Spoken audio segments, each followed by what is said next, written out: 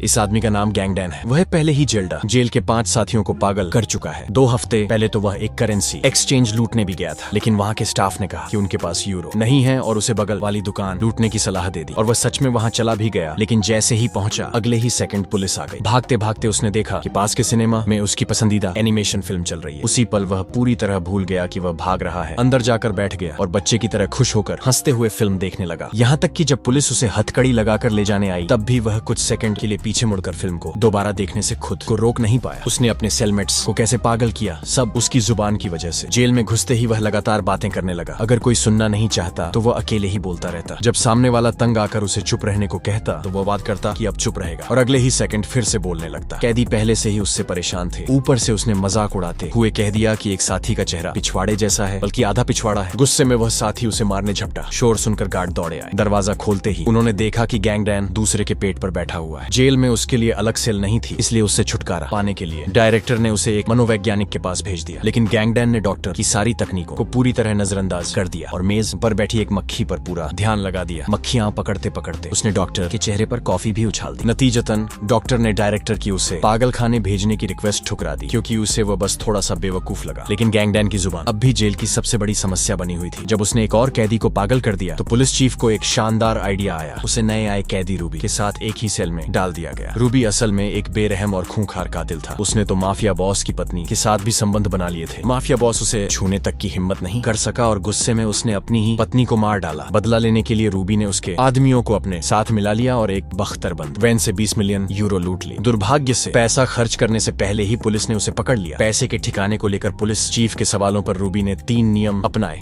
न बोलना, न देखना, न गुस्सा करना। ये देखकर पुलिस चीफ को अपनी आखिरी उम्मीद गैंगडैन पर ही रखनी पड़ी, और गैंगडैन ने उसे निराश नहीं किया। अंदर घुसते ही उसने पूरी सच्चाई के साथ रूबी को तंग करना शुरू कर दिया। उसने कहा कि उसकी आंखें उसके पाले हुए एक घोड़े जैसी हैं, यहाँ तक कि घोड़े की हिनहिनाहट की नकल भी की। रूबी की चुप्पी देखकर गैंगडैन को लगा कि उसे आखिरकार एक सोलमेट मिल गया है, कोई जो चुपचाप उसकी सारी बातें सुनता है। इसलिए गैंगडैन ने एक तरफा ऐलान कर दिया कि आज से वे दोनों दोस्त हैं। आधी रात को गैंगडैन एक सपने से जागा और फिर से बकबक शुरू करने ही वाला था, लेकिन जैसे ही उसने करवट ली, उसने एक हैरान कर देने वाला दृश्य देखा।